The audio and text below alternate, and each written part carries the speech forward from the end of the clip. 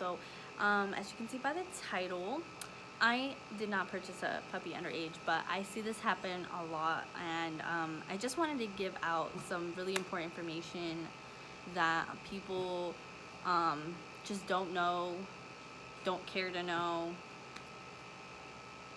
And I keep having to like shoo her away because she's like gonna start barking because some guy's like fishing in the light. Anyways, just information that people just don't really understand. I want to put it that way. Just uneducated. So basically, how do I approach this? So I recently seen somebody post on Facebook, because I follow a lot of groups. I follow like vet groups, vet tech groups. I follow a lot of different forums, and then I also follow Cocker Spaniel groups because I have Cocker Spaniels. I want to get into showing, and trying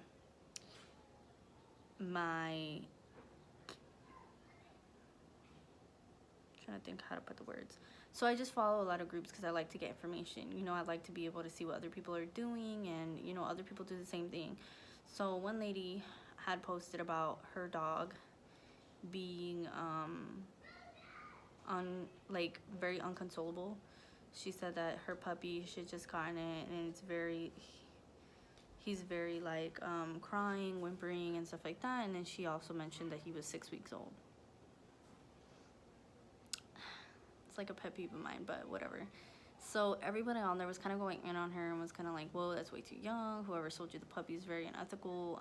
And then there were some people like condoning her behavior, was like, oh, it's okay, I've done the same thing, and they were the best dogs I've ever had. So let me just say this, because people confuse what you think is an amazing dog with what coincides with the breed. Because if you've had unruly dogs, or dogs with poor behavior, or dogs, or what your behavior you allow your dogs to have, you know, some people accept nipping as a acceptable behavior. Some people accept destruction as an acceptable behavior.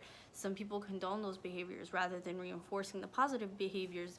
They condone the you know, bad behaviors because their dog comes and gives them licks on the face afterwards, or because they don't have the ability to tell them no. So if you have a golden retriever, I'm going to use golden retriever as an example.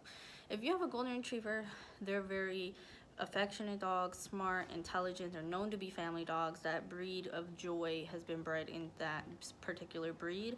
This is why they're used for therapy dogs. This is why they're used as people service animals, because of that loving-go-lucky golden retrievers known for, that very demeanor that people want in a dog, especially a family dog. And what people fail to realize is that anything outside of the parameters of what the breed needs to be is considered a poorly bred dog. That's unfortunate to say that, but I'm just giving an example. If you have a golden retriever who's aggressive in any way, shape, or form, very unruly, very up and down personality, I would say that's not that's a behavioral problem. It doesn't, you know, fit in the ideal of what a golden retriever or what a pet is. So just an FYI for people who weren't aware of that. It's not in any way, shape, or form to say that you have a poorly bred dog, but it is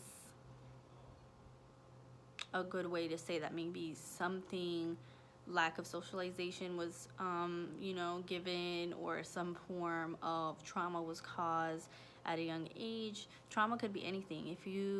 If a dog is within a certain age and they're easily scared, and you start the vacuum and you don't encourage them to be accepting of those loud behaviors, when they get older and are introduced into a later time again of a scary noise, those things are going to make them a little more skittish. So that's what I mean by that. So another thing that people fail to realize, that mom dogs, we are not dogs. We do not teach them dog language. They do not speak English. They understand commands, but there's behavior cues that they do with one another that we do not teach them. Their mother teaches them. The important age range for these vital socialization skills happens anywhere between 3 to 8 weeks. These are vital for them to understand language, body language. Dogs speak with their eyes, they speak with their mouth, they speak with vocalization, they speak with their body language. Dogs are very, very, very like animals in general use different cues to signal to each other, like, I'm gonna hurt you, I don't want you near me, back off, I'm scared. And other important languages, I'm happy, I want to play with you, I'm curious. We cannot teach dogs that because we don't have that ability to understand. A lot of people don't understand that, and we don't have the ability to stand hairs on our backs. We don't have fur. We don't have the ability to like snarl at a dog or snip or speak dog. We just don't. As much as people would like to think they have great communication skills with their dogs, we just don't. We lack that. That being said, anywhere sooner than 8 weeks, you're really taking away from the dog to play with their litter mates. They use their litter mates to learn how to play with other dogs. They use their litter mates as comfort. They use their litter mates as, play practicing and just a bunch of things that puppies do together. But then they also need mom. Mom teaches them when to back off. Mom teaches them to not jump. Mom teaches them to listen. Not to say all moms are great, again, but moms do teach them those vital skills that they need to learn. And I feel like there's a lot to whelping puppies that people don't understand. And any ethical breeder who's done a lot of research and does the right thing knows how important it is for them to stay with mom. And people who don't know what they're doing, get overwhelmed with puppies, just want to make a buck off of them, this is where the issue lies, And most states don't allow you to take puppies sooner than 8 weeks. That's actually against the law for many reasons. It's just not healthy. Any vet will tell you that it's not right and you shouldn't do that. It's very important that they have that time with mom to properly wean, to just be with their litter mates and to be with mom. And I just think it's crazy how many people think that it's okay just because the breeder allows it. Just because you think your dog is a great dog does not make it okay. It's not okay. That's like, us. Some adults in this world think it's okay for their kids to leave the house at 15 years old, 14 years old, 13 years old, kick them out and make them live on the streets. Just because they think it's okay doesn't mean it's okay. I don't know how else other language to put it in. There's children, puppies, adolescent animals. They need that pivotal time. These are important things that dogs learn from each other. So I haven't ever had, other than fostering, I've never had to hand raise a puppy or dog. I do foster, and there are circumstances where you're separated from mom, or mom has too many puppies, runs out of milk. There's so many different circumstances for why you would need to pull them away, but the best circumstance is when they're with mom. You don't want to take the risk of not learning proper socialization skills. I see it all the time, and I mostly see it in puppy store dogs.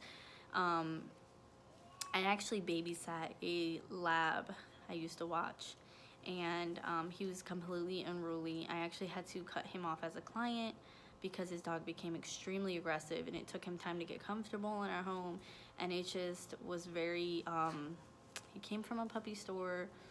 He clearly wasn't properly socialized. Then to top it off, he wasn't properly socialized in his home, wasn't given really good training skills.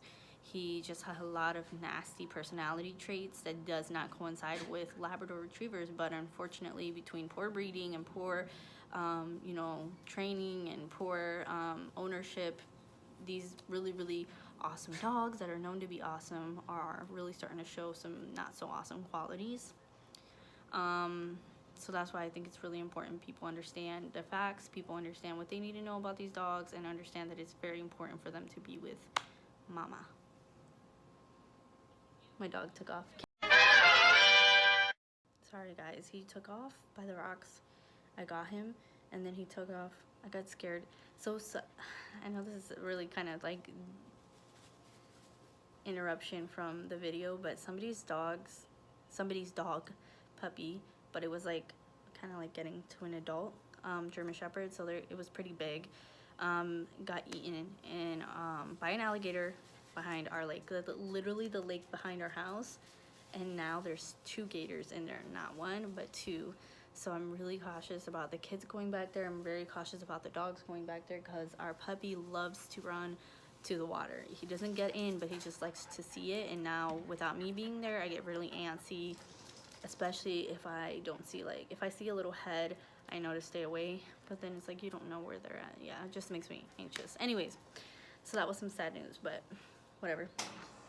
So that being said, both of my dogs, I got them at 10 weeks. You know, I feel like it's really important for them to get time with mom. They need to be able to bond. They need to be able to bond with their siblings.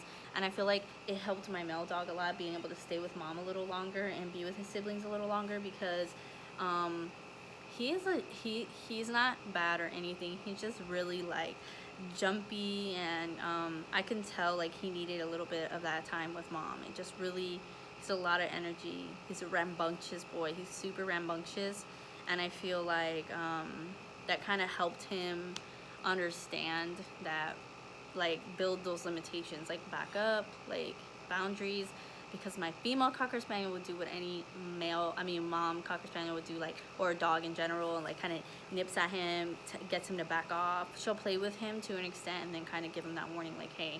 My older dog does the same thing. He's like, dude, back off, like, you're in my grill. And I don't think people realize how important that is, you know. But thank you for watching this. I just wanted to drop a little bit like an informational video. I feel like people don't get that a lot. I feel like it's something that it's just a lot of misunderstandings, and I will be dropping soon a cupcake video. One of my YouTube subscribers said that they really were interested and wanted me to show them how I make cupcakes. So they're like cupcakes but for dogs.